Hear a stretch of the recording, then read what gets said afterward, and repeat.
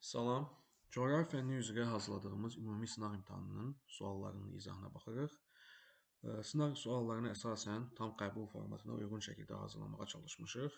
Suallarımıza baxaq. 1. Verilmiş fikirlərin aid olduğu fiziki coğrafi rayon haqqında doğru olmayan fikri müəyyən edin. Deməli, əvvəlcə bizə verilmiş fikirlərə əsasən biz fiziki coğrafi rayonumuzu tapmalıyıq. Deməli, bir xarici ölkəli həmsərhəddir. Yəni, bir çox fiziki coğrafi rayon ola bilər. Ərazisində polimetal filiz yataqlarına rast gəlinir. Deməli, polimetal filiz yataqları əsasən bildiyimiz kimi 3 fiziki coğrafi rayonumuzda yayılıb. Bunlar Zaqatala, Lahıc ola bilər. Həmçinin Dağlıq Qarabağ ola bilər. Ağdərə rayonunda yerləşən Mehmana yatağı, Dağlıq Qarabağ. Bir də ola bilər Gümüşlü yatağı Şərur rayonunda yerləşən, o da Günnüt Qapıçıq fiziki coğrafi rayonuna düşür. Günnüt. İndi bizə həmçinin 3-də deyir, dağ kisorofit landşaftı geniş yayılmışdır. Deməli, dağ kisorofit landşaftı Azərbaycanda 2 dağlarımızda, Talış dağlarında və Naxçıvanın dağlıq ərazilərində yayılmışdır. Bizə burada verilənlərdən deməli Zaqatalada dağ kisorofitləri yoxdur, Dağlıq Qarabağda dağ kisorofitləri yoxdur.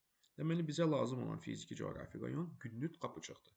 Naxçıvanda yerləşən Günnüt Qapıçıq fiziki coğrafi rayona aiddir. Həmçinin də bir xarici ölkə ilə, yəni Ermənistanla həmsərhədli Günnüt Qapıçıq fiziki coğrafi rayonu. Mineral bulaq bizə aid olmayan fikir istəyirdi. Mineral bulaqları zəngindir. Bəli, burada mineral bulaqlar, Sirab, Vayxır, Darıdağ kimi mineral bulaqlar yayılmışdır. Yalnız bir fiziki coğrafi rayonla həmsərhəddir. Bəli, yalnız Şərqi Ordub adlı həmsərhəddir. Ərazisində Nival landşaftı rast gəlinilir. Bəli, Qapıcıq zirvəsində 3904, yəni 3900-dən hündürdür və burada Nival landşaftı mövcuddur. Azonal landşaft üstündür. Bəli, yüksək dağlıq olduğu üçün azonal landşaftı üstündür. Zəngəzur və Dərəliyə silsilələri yerləşir ərazisində. Cənubi Qafqaz fiziki coğrafi ölkəsində yerləşir. Deməli, bildiyimiz kimi Azərbaycan 2 fiziki coğrafi ölkənin ərazisindədir. Cənubi Qafqaz və Ön Asiya. Və Azərbaycanın böyük bir hissəsi düzdür, Cənubi Qafqazdadır. Amma Naxçıvan vilayəti isə yerləşirdi Ön Asiya fiziki coğrafi ölkəsində yerləşir. Onun üçün də bu fikir doğru fikir deyil. Yəni cavabımız Y bəndi olmalıdır. Sual 2. Uyğunluq pozulmuşdur. Deməli, iqlim üzrə təbii zonalar və torpaqları uyğunlaşdırmalıyıq. Subtropik, həmişə yaşıl cod yarpaqlı meşələr, bəli, Aralıq dənizi tipində və xəvəyi torpaqlar. Bəli, doğru fikirdir. Bizə yanlış lazımdır. Mülayim, enli yarpaqlı meşələr və qonur meşə. Bəli, bu da doğru ardıcıllıqdır. Ekvatorialda, rütubətli ekvatoral meşələr bəli, doğrudur. Amma qırmızı qonur savannalarda yaranırdı. Ekvatorial meşələrdə isə qırmızı sarı ferralit torpaqlar yayılırdı. Deməli, doğru fikir deyil. Tropikdə səhra düzdür yaranır, amma torpaqlar sarı yox, boz olmalıydı. Onda bu da yanlışdır. Subekvatorial savanna, podzol, bayaq dediyimiz kimi podzol yox, qırmızı qonur olmalıydı. Podzol isə iynə yarpaqlı meşələrdə formalaşırdı. Onun üçün cavabımız 3, 4, 5, yəni C variantı olmalıdır. Üçüncü sual. Xəritə sxemdə göstərilmiş ölkələrin müvafiq olaraq hansı dil ailəsinə və dil qrupuna daxil olduğunu müəyyən edin. Deməli, 1-də bizə Türkmənistan verilib, 2 Hindistan, 3-də Əfqanistan ərazisi verilib bizə. Deməli, bildiyimiz kimi Türkmənistan Altay dil ailəsinin Türk dil qrupuna aiddir. 2. Hindistan Hind-Avropa dil ailəsinin Hind-Ari dil qrupuna aiddir. Əfqanistan isə yenə Hind-Avropa dil ailəsinin, amma bu dəfə İran dil qrupuna aiddir. İran. Deməli, düzgün cavab. Altay Türk, Hind-Avropa, Hind-Ari, Hind-Avropa, İran. Cavabımız B bəndi olmalıdır. Deməli, keçək növbəti suala. Sxemdə verilmiş litosfer tavalarının sərhədində baş verən hadisələri müəyyən edin. Diqqətli baxsaq biz burada görürük ki, Cənubi Avropa tavasının Afrika tavasından ayrılması göstərilib. Yəni, burada Cənubi Amerika Afrikadan ayrılır. Deməli, divergent sərhəd müşahidə olunur onların arasında və nəticədə Atlantik okeanında Orta okean dağ silsilələri əmələ gəlirdi. Atlas dağları yaranır. Xeyr, bu yanlış fikirdir. Atlas dağları Afrika litosfer tavasının Avrasiya litosfer tavası ilə toqquşması ilə əmələ gəlib. Nov şəkilli çökəkliklər yaranır. Nov şəkilli çökəkliklər əsasən litosfer tavanın konvergent, yəni toqquşma sərhədlərində yaranır. Onun üçün bu da doğru deyil. Müqəddəs Yelena adası yaranır. Bəli, Cənubi Amerika və Afrika litosfer tavalarının divergent sərhədində Müqəddəs Yelena vulkanik adaları yerləşir. Və bu litosfer tavanın hərəkəti ilə ortasında yerləşən Atlantik okeanı sahəsi get-gedə böyüyür. Yəni 4-də doğru fikirdir və deməli burada dediyimiz kimi Orta Okean dağ silsilələri yaranır və onlara paralel rift dərələri də formalaşır. Onun üçün də 5-də doğru fikirdir. Kanar adaları litosfer tavalarının sərhədində, bu litosfer tavanın sərhədində yerləşmir. Onun üçün düzgün cavab 3, 4, 5 olmalıdır. Yəni Y bəndi. 5-ci sual. 2 inzibati rayonla və 2 xarici ölkə ilə həmsərhəd olan inzibati rayonlar. Deməli, həm 2 inzibati rayonla sərhəd olmalıdır, həm də 2 xarici ölkə ilə həmsərhəd olan rayonları tapmalıyıq biz. A bəndi. Kəngərli, Gədəbəy və Şəki rayonları verilib bizə. Kəngərli rayonu düzdür 2 xarici ölkə ilə həmsərhəddə yerləşir. Həm Ermənistan, həm də İran Respublikası ilə sərhəddədir və həmçinin də 2 xarici ölkə ilə yox, Kəngərli 3 xarici ölkə həmsərhəddə. Onun üçün Kəngərli ola bilməz. Gədəbəyin 2 xarici ölkə ilə həmsərhədi yoxdur. Həmçinin inzibati rayonlarla da 4 inzibati rayonla sərhəddir. Şəkinin də 2 xarici ölkə ilə həmsərhədi yoxdur. Şərur 2 xarici ölkə ilə həmsərhəddir və həmçinin 2 rayonla da həmsərhəddir. Yəni uyğun gəlir. Amma Qax 2 xarici ölkə ilə həmsərhəd olsa da 4 inzibati rayonla sərhəddir. Ağstafa rayonu 2 xarici ölkə, Gürcüstan və Ermənistan, həmçinin də 2 rayon, Qazax və Tovuzda həmsərhəddir. Uyğun gəlir. Zaqatala 2 xarici ölkə, Rusiya və Gürcüstan və 2 rayon, Balakən və Qax arasında yerləşir. Uyğundur. Zəngilan 2 xarici ölkə, Ermənistan və İranla həmsərhəddir. Həmçinin Cəbrayıl və Qubatlının qonşusudur. Onun üçün bu da düzgün cavabımız bu olmalıdır. Xaçmazın 2 xarici ölkə həmsərhədi yoxdur. Daşkəsənin 2 xarici ölkə həmsərhədi yoxdur. Cavabımız C bəndi olmalıdır. 6-cı sual. Xəritə sxemə və cədvələ əsasən uyğunluğu müəyyən edin. Deməli, bizə 6 ölkə verilib. Bu ölkələr Danimarka, Portuqaliya, Polşa, İtaliya, Rumıniya və Ukrayna. Deməli, bizə deyir 1, 2, 4. Deməli, respublika idarəetmə formasına malikdir. Deməli, bu ölkələrdən Danimarka respublika yox, konstitusiyalı monarxiyadır. Düzdür, Portuqaliya və İtaliya respublika olsa da, burada bizim qaydamızı Danimarka pozdu. Onun üçün bir doğru fikir deyil.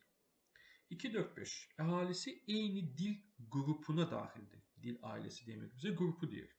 Deməli, Portuqaliya Roman dil qrupuna aiddir. İtaliya da həmçinin Roman dil qrupuna aiddir. Rumıniya da həmçinin də Roman dil qrupuna aiddir. Onun üçün ikinci fikir doğru fikirdir. 3, 4, 5. Sitrus bitkiciliyi inkişaf etmişdir. Deməli, bildiyimiz kimi sitrus bitkiciliyi əsasən Aralıq dənizi sahili olan ölkələrdə geniş yayılmışdır. Və bunlardan da İtaliya düzdür sitrus meyvəçiliyi var. Amma Polşa və Rumuniyada geniş inkişaf etməmiş sitrus meyvəçiliyi. Onun üçün bu da doğru fikir deyil. 2, 3, 6. Böyük 20-liyə daxil olan ölkələrdir. Portuqaliya, Polşa və Ukrayna. Bunlar böyük 20-liyə üzv olan ölkələr deyirlər. Düzdür, Avropa İttifaqı üzvdür. Buna görə Portuqaliyanı və Polşanı götürsək də biz burada böyük 20-liyə, Ukrayna böyük 20-liyə üzv deyil. Unitar inzibati ərazi quruluşuna malikdir. 1, 3, 4. Deməli, Danimarka bəli, unitardır. Polşa unitardır və İtaliya da unitardır. Yəni doğru fikirdir. 3, 5, 6. Şərqi Avropa regionuna aiddir. Polşa, Rumıniya və Ukrayna hər üçü Şərqi Avropa regionuna aid olan ölkələrdir. Onun üçün düzgün cavabımız 2, 5, 6. Yəni Y bəndi olmalıdır.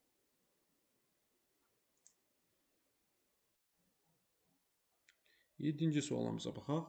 Euler-Venn diaqramının köməyi ilə uyğun eraları müəyyən edin. Deməli, yeni tip Venn diaqramı suallarındandır. Bizə uyğunluğu 1 və 2-ni tapmalıyıq. Çox vaxt belə tip suallarda hər ikisinə uyğun fikrə, yəni ortasına baxsaq cavab biz daha tez tapa bilərik. Deməli, B-də bizə nə deyir? Şimali Amerika və Afrikada bu erada yaranmış dağlar mövcuddur. Deməli, Şimali Amerikada Appalaç dağları Paleozoy erasına aiddir. Sonra Kaskad dağları, yəni Kordillerin şərq tərəfi aiddir Mezozoy erasına, sahil dağları qərb tərəfi isə Kainozoy erasına aiddir.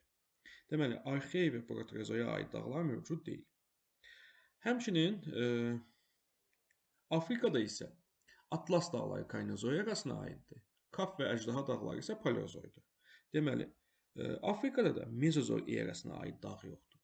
Deməli, bizim cavabımız ya Paleozoy erasına aid olmalıdır və Kainozoy. Deməli, Paleozoy və Kainozoy aid xüsusiyyətləri biz tapmalıyıq. Deməli, həqiqətən baxarıq biz yalnız birdən cavabımızı düz tapdıqmı? İndi 1, 2 və 4 cavablar da olmamalıdır onda. Aldı bizdə 1-ə 5, deməli 1 Kainozoy erası imiş, 2 də Paleozoy erası imiş. Yoxlayaq indi. 3 dahamələ gəlmə mərhələ qırışıqlıq baş vermişdir. 3 qırışıqlığın baş verdiyi yeganə geoloji era Paleozoydur. Çünki Paleozoyda həm Baykal, həm Kaledon, həm də Hertsin qırışıqlığı baş vermişdir. A, doğru yazılıb. Kapetdağ və Krım dağları yaranmışdır. Kapetdağ və Krım bildiyimiz kimi cavan dağlardır və Kainozoy erasında əmələ gəlmişdir. 3 geoloji dövrə ayrılır. Deməli, Kainozoy, Paleogen, Neogen və Antropogen olmaqla 3 geoloji dövrə bölünür. Amma Paleogen 6 dənə geoloji dövrə bölünürdü. D, yenə burada doğru verilib. Pangeia, Lavrasiya və Gondvanaya parçalanmışdır. Pangeia, Lavrasiya və Gondvanaya Paleozoy erasında parçalanmışdır. Cavabımız B bəndi olmalıdır. 8-ci sual. Cədvələ əsasən doğru bəndi müəyyən edin. Deməli, dənizlər bildiyimiz kimi daxili, kənar və adalar arası olmaqla 3 yerə bölünürdü. Şimal dənizi daxili dəniz yox, kənar dəniz idi. Qırmızı dəniz, bəli, Hind okeanındakı daxili dənizdir. Adriatik dəniz də daxili dəniz hesab olunur. Aralıq dənizində, yəni Atlantik okeanına aiddir. Kənar dəniz, Mərmərə də daxili dənizdir, kənarı yox. Ross, bəli, Antarktida ətrafında olan kənar dənizdir. Fiji isə Sakit okeanda yerləşən adalar arası dəniz hesab olunur. İrlandiya dənizi, bəli, Böyük Britaniya adası ilə İrlandiya adasında yerləşən adalar arası dəniz hesab olunur. Doğru fikirdir. Beaufort adalar arası yox, kənar dənizdir. Tasman dənizi də həmçinin adalar arası yox, kənar dənizdir. Deməli, düzgün fikirlər 2, 3, 5 və 7, yəni Y bəndidir. Deməli, üdümü və ümumiyə aid məsələdir. Üdümü və ümumiyə aid məsələləri biz əsasən 2 dənə kvadrat üsulu ilə həll eləyirik. Deməli, burası bizim üdümümüzdür. Burası da ümumi, yəni ümumi milli məhsul. Deməli, üdümünün dəyəri, deməli, bu kvadrat ümumi bizə 200 milyard dollardır. Ümumi milli məhsul isə 140 milyard dollardır. Ümumi şəkildə. Bu dövlətin ölkə xaricindəki məhsulu, yəni bu dövlətin ölkə xaricində, deməli ümumilli məhsula daxil olan ölkə xaricindəki dəyər 48 milyard dollardır. ÜDM-nın tərkibində olan xarici şirkətlər tapın. Bildiyimiz ki, ümumdaxili məhsul ölkənin daxilindəki xarici şirkətlər və yerli şirkətlərin istismar etdiyi məhsul və xidmətlərin dəyəridir.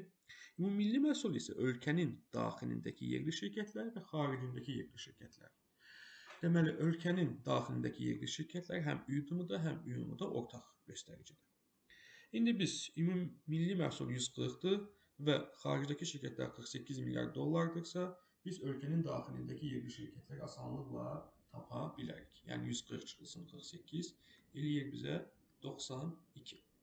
Deməli, ümumi ÜDM bizdə 200 milyard dollar idi və ölkə daxilindəki yerli şirkətlər 92-dir. Deməli, ölkə daxilindəki xarici şirkətlər 200 çıxılsın 92, 108 milyard dollar eləyir. Cavabımız C bəndi olmalıdır. 10-cu suala baxaq. Doğru göstərilmişdir. Deməli, Qanıxayır çay fiziki coğrafi rayonu yayı quraq keçən mülayimizdir. Deməli, Qanıxayır çayı yayı quraq keçən mülayimisti yox, qışı quraq keçən mülayimisti iqlim tipi yayılmalıydı. Düz düzəlmiş landşaftı doğrudur, amma qışı quraq keçən mülayimisti olmalıydı. Qobustan Abşeron, qışı mülayim keçən yarım səhra, bəli doğrudur, amma düzəlmiş landşaftı Qobustanda yayılmayıb, əsasən yarım səhra landşaftı formalaşmışdır. Arazboyu, qışı soyuq keçən yarım səhra və yarım səhra landşaftı. Bəli, Naxçıvan Arazboyu xeyr, bizi Arazboyu fiziki coğrafi rayonu deyir. Arazboyu fiziki coğrafi rayonunda isə qışı soyuq keçən yarım səhra yox, qışı mülayim keçən yarım səhra olmalı idi. Onun üçün də 3 də səhvdir. Qışı soyuq keçən yarım səhra isə Naxçıvan Arazboyu düzənliklərində yayılmışdı. Onda bu da yanlışdır. Zaqatala Lahıç bərabər yağıntılı mülayim isti, bəli, mülayim isti iqlimdə də dağ meşə landşaftı formalaşırdı. Doğru fikirdir. Lənkəran yayıq quraq keçən mülayim isti və burada intrazonal landşaft, yəni düzən meşə müşahidə olunur. Bu da doğru fikirdir. Küdri Şirvan qışı mülayim keçən yarım səhradır və burada yarım səhra landşaftı formalaşıb. Bu da doğru fikirdir. Yəni düzgün cavabımız 4, 5, 6 olmalıdır. Baxaq biz 11-ci suala. Deməli, əhali məsələsidir. 2010-cu ildə birinci regionun əhalisinin ümumi sayı 26 milyon nəfər. Təbii artım 1000 nəfərə 28 nəfər. İkinci regionda isə əhalinin ümumi sayı 32 milyon, təbii artım 1000 nəfərə 9 nəfər olduğu nəzərə alaraq regionların artım fərqlərini müəyyən edin. Deməli, ümumi birinci regionda bizə 26 milyon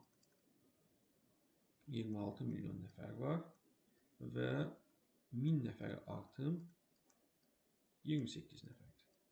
Deməli, burada bizə əvvəlcə 26 milyon nə qədər insan artır, onu tapmalıyıq. Burada bunu ixtisarəsə qalır bizə 1000. Deməli, 26, x bərabər 26 bölü 28. Bu da bizə eləyir 26 bölü 28, 728. Deməli, bizə ümumi artım 728 min nəfər olmuşdur birinci regionda. İndi ikinci regionun artımını tapaq. Ümumi əhali 32 milyon. 1000 nəfərə artım 9. Deməli, yenə bu 1000 qalacaq bizə burada. Deməli, x bərabərdir. 32 vur 9 alınacaq bizdə. Bunu da hesablasaq.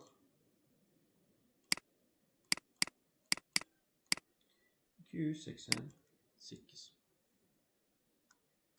288 min. İndi bizə artım fərqini tapın deyir. Yəni 728 çıxılsın 288. Bu da bizə bərabər eləyir 440 min nəfər. Deməli, artım fərqi var. Cavabımız B bəndi olmalıdır. 12-ci sual. Yer kürəsinin sxemdəki vəziyyətinə əsasən doğru fikirləri müəyyən edin. Sxemdəki vəziyyətə diqqətlə fikir verirsək, şimal yarımkürəsi günəşə daha çox çevrilir, yəni şimala daha çox günəş şüaları düşür. Deməli, ayın tarixi bizdə 22 iyun, yəni yay gündönümü günü hesab olunur. Yay gündönümü. Deməli, fikirlərə baxaq. Günorta vaxtı 45 şimal, 45 cənub enliklərində şaxılı cisimlərin kölgə uzunluqları bərabərdir. 45 şimal və 45 cənub enliklərində hər ikisində kölgə uzunluqları bərabər olması üçün günəşin ekvator üzərində zimmitdə olması lazımdır. Çünki ekvatordan 45 şimal və 45 cənub eyni məsafədə, yəni 45 bucağa düşdüyü üçün, yəni bu vəziyyət 21 mart və 23 sentyabrda müşahidə olunur. Bu tarixdə isə günəş şüaları 45 şimal daha böyük bucağa düşdüyü üçün bərabər ola bilməz. 2. Şimal yarımkürəsində qış fəsli müşahidə olunur. 22 iyun dedik biz, şimalda qış yox, yay müşahidə olunur. Quba şəhərində gündüzün uzunluğu Sabirabad şəhərindəkindən daha çoxdur. Deməli, Quba şəhəri daha şimalda yerləşdiyi üçün Sabirabaddan, deməli, və yay gündönümü günü olduğu üçün, yəni bu gündüzlərin olduğu şimal qutbuna daha yaxındır. Onun üçün də Qubada gündüzün sonluğu Sabirabaddan daha çox olmalıdır. Yəni doğru fikirdir. Sxemdəki vəziyyətin baş verdiyi tarixdən etibarən Tasmaniya adasında gündüzün uzunluğu artmağa başlayır. Deməli, bu tarixdən sonra günəş şüaları daha çox cənuba doğru çevrilməyə başlayır və bu tarixdən sonra hal-hazırda bu tarixdə Tasmaniyada ən uzun gecə müşahidə olunur. Və bu tarixdən sonra isə gündüzün uzunluğu artmağa başlayacaq. Doğru fikirdir. Ekvator üzərində günorta vaxtı günəş şüalarının minimum düşmə bucağı müşahidə olunur. Bu da doğru fikirdir. Çünki 22 iyun və 22 dekabr günəşin ekvatora ən kiçik bucağa düşdüyü vaxtdır. Çünki günəş çata biləcəyi maksimal şimal enliyində, maksimal cənub enliyində olur. Deməli, 22 dekabr və 22 iyun ekvatora günəşin minimum düşdüyü günlərdir. Doğru fikirdir. Cənub qütb dairəsində qütb gündüzləri yox. Buradan göründüyü kimi qütb gecələri müşahidə olunur. Onun üçün cavabımız 3, 4, 5, yəni A bəndi olmalıdır. 13-cü sual. Əsasən doğru cavabları, sıraları müəyyən edin cədvələ əsasında. Deməli, bizə bunlar verilir. Yəni, şimal, cənub, şərq, qərb doğru verilən sıraları biz müəyyənləşdirməliyik. Deməli, Çelyuskin Avrasiyanın şimal ucqar nöqtəsidir. Düzdür. Morato Şimali Amerikanın cənub ucqar nöqtəsi doğrudur. Rasxafun Afrikanın şərq nöqtəsi düzdür. Parinyas Cənubi Amerikanın qərb nöqtəsidir. Düzdür. Deməli, burada hamısı düzdür. Bizə doğru olmayanlar istəyir. Densekka Afrikanın şimal, Frauert Cənubi Amerikanın cənub, Byron Avstraliyanın şərq ucqar nöqtəsi düzdür. Roka Avrasiyanın qərb doğrudur. Deməli, bu da lazım deyil bizə. York Avstraliyanın şimal, St. Charlesburnu Şimali Amerikanın cənub yox, şərqdir. OEL Şəhzadəsi də şərq deyil, qərbdir. Dijinyov da Avrasiyanın qərb deyil, şərq ucqar nöqtəsidir. Deməli, bu sıra yanlışdır. Galinas şimal ucqar nöqtəsi Cənubi Amerikanın düzdür. PI Avrasiyanın cənubdur. Murchison Şimali Amerikanın şərq yox, şimal ucqar nöqtəsi hesab olunur. Onu da bizə bu sırada yanlış sıra hesab olunur. Şimalda Murchison düzdür Şimali Amerikada. İynəburnu Afrikanın cənubdur. Byron burnu Avstraliyanın şərq ucqar nöqtəsi doğrudur. Almali də Afrikanın qərb doğrudur. Yəni, bu sırada bizə doğrudur. Yanlış sıralar isə 3 və 4-də verilib. 14-cü sual. Azərbaycanda həm Böyük Qafqaz, həm də Kiçik Qafqaz dağlarında mövcud olan faydalı qasıntının şərti işarəsini müəyyən edin. Deməli, bizə ümumiyyətlə şərti işarələrə baxaq əvvəlcə. Deməli, bu bizə alüminium oksid, yəni alunit Azərbaycanda deyilən oksid də ola bilər. Polimetal, neft, qızıl və molibden verir bizə. Deməli, dağlar deyirsə, dağlarda ümumiyyətlə neft mövcud ola bilməz bizə. Neft bildiyimiz kimi düzən ərazilərdə müşahidə olunurdu. Sonra, filiz mənşələr bildiyimiz kimi Kiçik Qafqazda geniş yayılıb. Amma Böyük Qafqazda mövcud olan yeganə filiz mənşəli faydalı qazıntı Balkan və Zaqatala rayonlarında yayılmış polimetal ehtiyatıdır. Həmçinin polimetal Kiçik Qafqaz dağlarında Mehmana yatağından və Gümüşlü yatağından da çıxarılır. Bunun üçün cavabımız B bəndidir. Alunit, qızıl və molibden isə yalnız Kiçik Qafqaz dağlarında mövcuddur.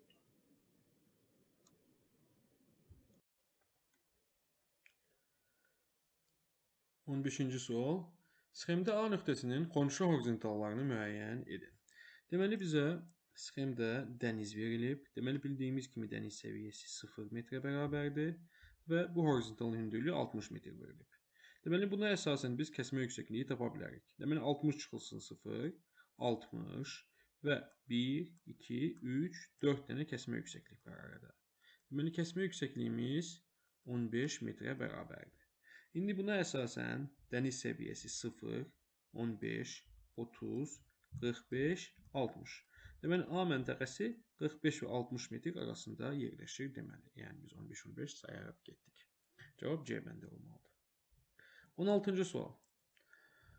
Cədvələ əsasən uyğunluğu müəyyən edin. Aralıq dənizi və Kiçik Aysdən gələn cənub siklonları ölkəmizdə yağıntı gətirir. Bəli, əsasən cənub siklonları yay aylarında gəlir və ölkəmizə yağıntı gətirir və burada doğru yazılıb, həqiqətən də doğru fikirdir. Qarabağ İqtisadi rayonunda SES-lər fəaliyyət göstərir. Qarabağ İqtisadi rayonunda bəli, SES-lər fəaliyyət göstərir. Həm Tərtərçay üzərində, Tərtərçay üstündə yerləşən Sərsəng və Suqovuşan SES-ləri Qarabağ İqtisadi rayonunda yerləşir, amma bizə burada yanlış yazıldığı üçün uyğun deyil. Gəncə Daşkəsən İqtisadi rayonunda şəhər əhalisinin sayı kənd əhalisinin sayından daha çoxdur. Bəli, bu da doğru fikirdir. Əsasən 3 iqtisadi coğrafi rayonumuzda Bakı, Abşeron Xızı və Gəncə Daşkəsən İqtisadi rayonunda şəhər əhalisinin payı kənd əhalisinin payından daha çoxdur. Digər iqtisadi coğrafi rayonlarımızda isə kənd əhalisi daha çoxdur. Yəni bu da doğru fikir, amma bizə yanlış yazılıb. Şərqi Zəngəzur və Abşeron Xızı iqtisadi rayonları külək enerjisindən istifadə üçün böyük potensiala malikdir. Bəli, bu əsasən doğru fikirdir. Həm Şərqi Zəngəzur, həm Abşeron Xızıda külək enerjisindən istifadə potensialı böyükdür. Doğru yazılıb, bu da doğru fikirdir. Xudad və Xaçmaz şəhərləri eyni tektonik zonada yerləşir. Bəli, hər ikisi Xaçmaz rayon tərkibində yerləşir və bu da doğru fikirdir. Yəni Sabun Dəvəçi ovalığında Ön Qafqaz tektonik çökməsində yerləşir. Qazax Tovuz iqtisadi rayonunda qışı quraq keçən mülayim isti iqlim tipi, yarımtipi yayılmışdır. Qışı quraq keçən mülayim isti iqlim yarımtipi yayılmışdır. Bəli, bu da doğru fikirdir. Qazax Tovuz iqtisadi coğrafi rayonunun orta dağlıq ərazilərində qışı quraq keçən mülayim isti iqlim tipi müşahidə olunur. Amma burada bizə yanlış yazılıb, onun üçün bunu da götürmürük. Onda düzgün cavabımız 1, 4, 5, yəni B bəndi olmalıdır. Dağ zirvələri həmçinin aşırımların düzgün verildiyi sıranı müəyyən edin. Yarıdağ yan silsilə, bəli, doğru cavabdır. Yarıdağ yan silsilədə yerləşir. Yarıdağ və Şahdağ zirvələri Böyük Qafqaz dağlarının. Biçənək aşırımı Dərələyəz silsiləsi. Biçənək aşırımı Dərələyəz yox, Zəngəzur silsiləsində yerləşir. Onun üçün doğru fikir deyil. Gabışdağ Zəngəzur yox, Murovdağ silsiləsində yerləşir. Bazaryurt Şərqi Göyçə yox, Baş Qafqaz silsiləsində yerləşir. Salavat aşırımı, bəli, Baş Qafqazda yerləşir. Ömər aşırımı isə Murovdağda yerləşir. Bu da doğru fikirdir. Yəni düzgün cavabımız 1, 5, 6 olmalıdır. Xəritə sxemdə fərqləndirilmiş rənglə göstərilən ölkələrin ümumi əlamətini müəyyən edin. Deməli, bizə Braziliya verilib, Rusiya verilib, Hindistan verilib, Çin verilib və Cənubi Afrika Respublikası verilib. Deməli, bu təşkilat, bu ölkələr BRICS təşkilatının üzvü olan onların bəş hərfləridir. BRICS, yəni Hindistan İ şəklində, Çin şəklində İngiliscə verilir. South African Republic, yəni Cənubi Afrika Respublikası BRICS təşkilatının üzvü olan ölkələrdir. Cavabımız A bəndi olmalıdır. Sonra növbəti suala baxaq. Xəritə sxemdə rəqəmlərə uyğun gələn iqlim yarımtiplərini müəyyən edin. Deməli, bizə bir rəqəmi ilə qışı quraq keçən soyuq iqlim tipi verilib. Bir qışı quraq keçən soyuq iqlim olmalıdır. 2. Bütün fəsillərdə bol yağıntılı soyuq iqlim tipi olmalıdır. Bu iqlim tipi yalnız Zaqatalalarda yayılmışdır dediyimiz kimi. 3. Yayı quraq keçən mülayim isti. 4. Yağıntıları bərabər paylanan mülayim isti. İndi bu tip cavabı tapaq. Qışı quraq keçən soyuq yağıntıları bərabər mülayim isti deyil ki. Qışı quraq keçən soyuq bütün fəsillərdə bol yağıntılı soyuq, yayı quraq keçən mülayim isti və yağıntıları bərabər paylanan mülayim isti. Deməli cavabımız C bəndi olmalıdır.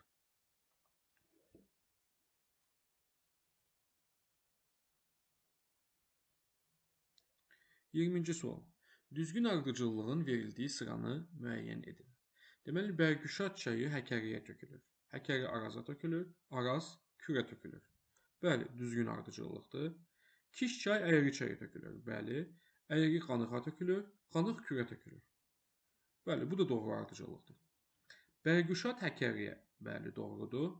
Həkəri Biləşə tökülə bilməz.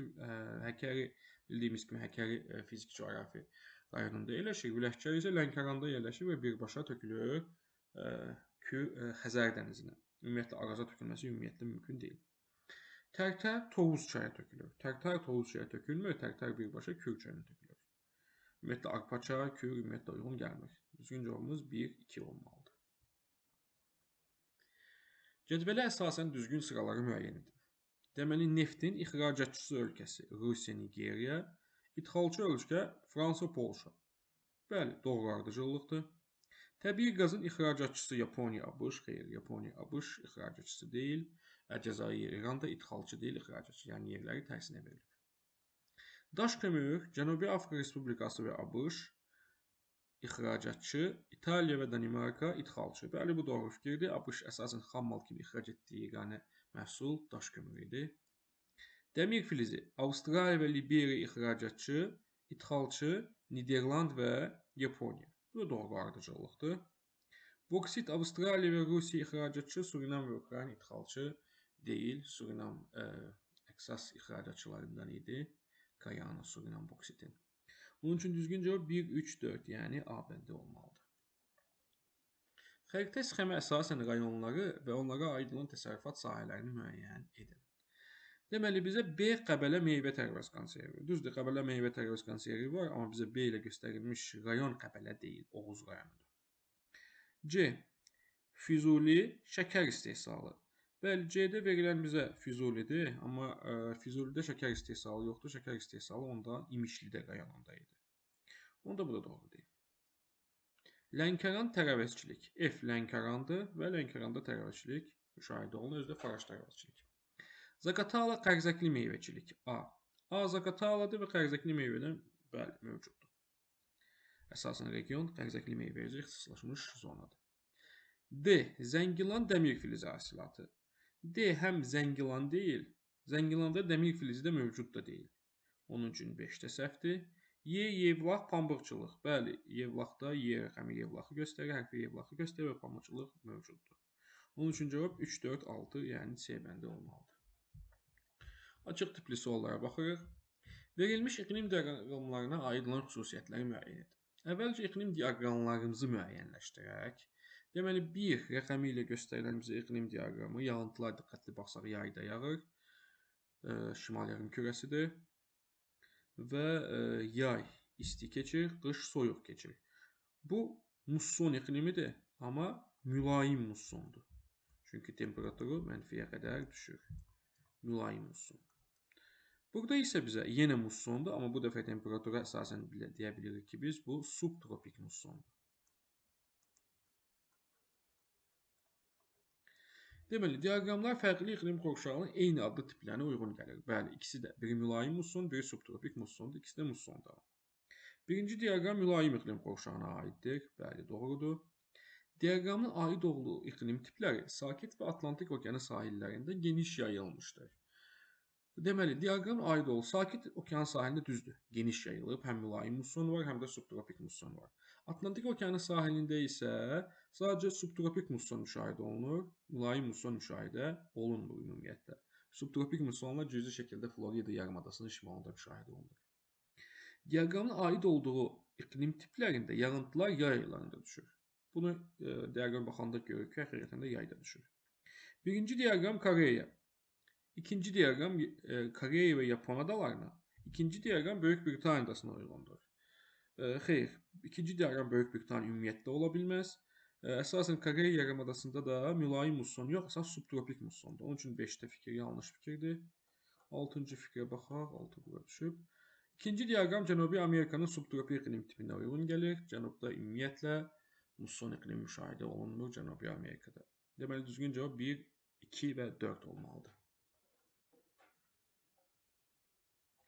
Sonra növbəti sualımıza baxaq. Özbəkistan, Türkmənistan və Qırğızistan üçün ümumi ortaq xüsusiyyətləri müəyyən edin. Həm mülayim, həm subtropik iqlim qovşaqlarında yerləşir.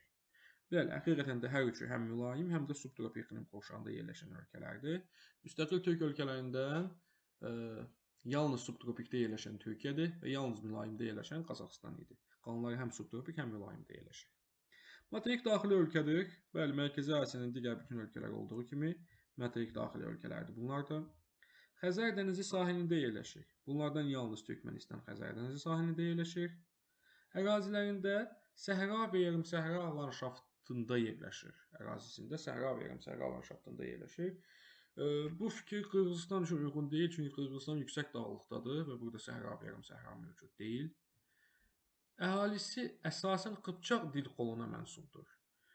Burada yalnız Qırğızistan Qıpçaqdır, Özbəklər Uyğur idi, Türkmənlər isə Oğuz qoluna mənsub idi.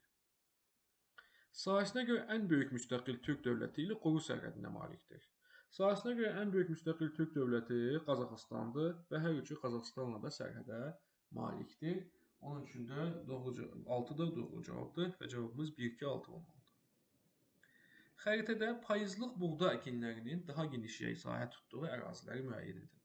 Deməli, buğda iki cür olurdu, yazlıq buğda və payızlıq buğda. Əsasən, düzən ərazilərimizdə payızlıq buğda idi Dağlıq yerlərdə isə daha çox yazılıq buğda müşahidə olunurdu. Deməli, əsasən bizə payızlıq buğdanın əkildiyi yerlər düzən ərazilərimiz olmalıdır dediyimiz kimi.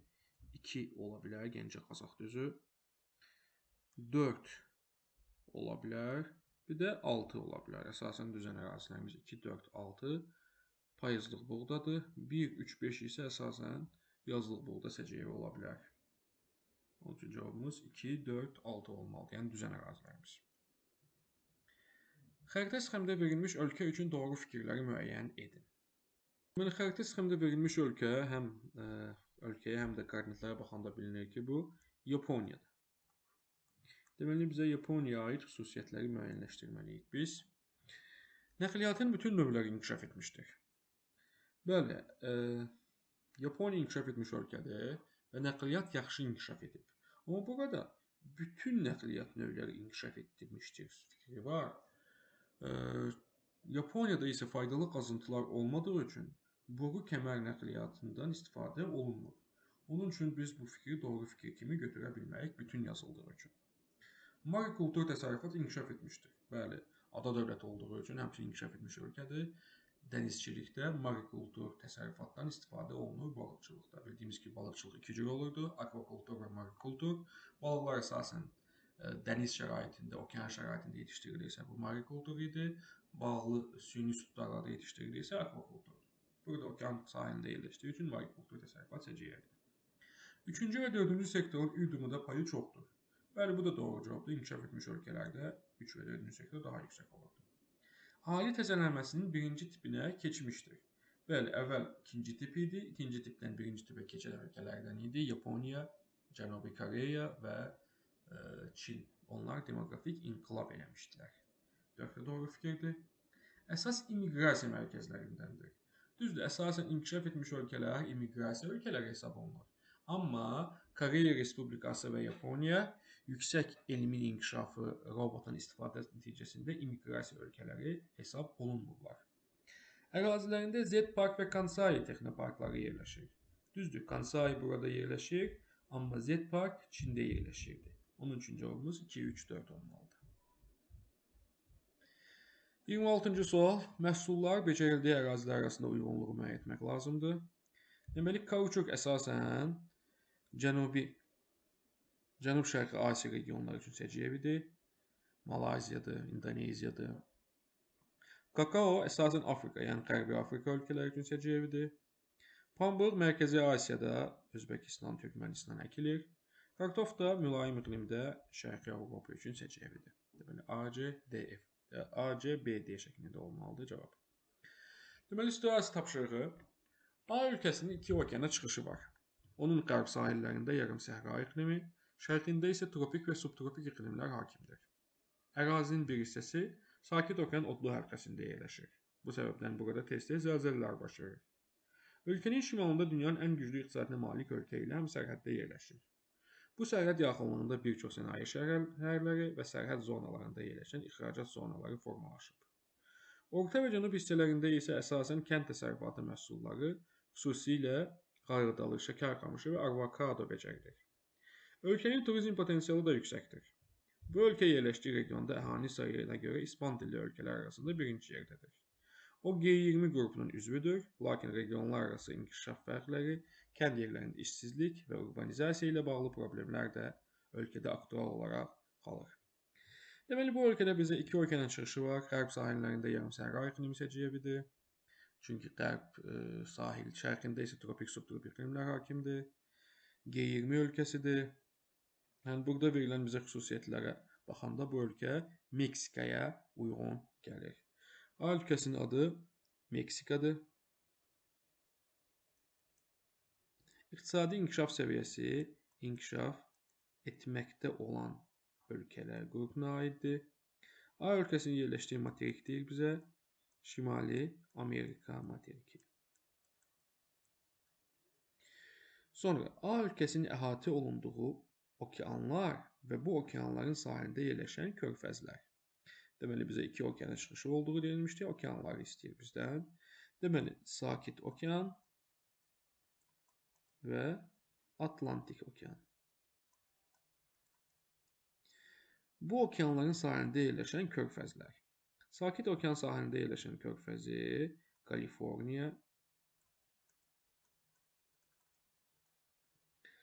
və Atlantik okean sahilində yerləşən körfəzi isə Meksika körfəzi. A ölkəsinin bir hissəsinin yerləşdiyi yarımadalar. Əsas yarımadalar Sakit okeanda yerləşən Kaliforniya yarımadası və Atlantik okeanında yerləşən Yucatan yarımadası. Deməli, mətnə əsasən A ölkəsinin yerləşdiyi materik və regiona ayrılan xüsusiyyətləri müəyyən edib cavab verəndə cədvələ yazın. A ölkəsinin yerləşdiyi materikdə inkişaf etmiş ölkələr. Materikdə deyir bizə ABŞ və Kanadadır, Şimali Amerikada olan inkişaf etmiş ölkələr. A ölkəsinin yerləşdiyi region. Region isə Latın Amerikası regionudur. Latın Amerika. A ölkəsi ilə eyni regionda yerləşən yeni silan etmiş ölkələr yazın 2 nümunə. Bunlara biz nümunə kimi Uruguay və Argentinanı qeyd edə bilərik. Yeni silan etmiş ölkələr hesab olunurlar.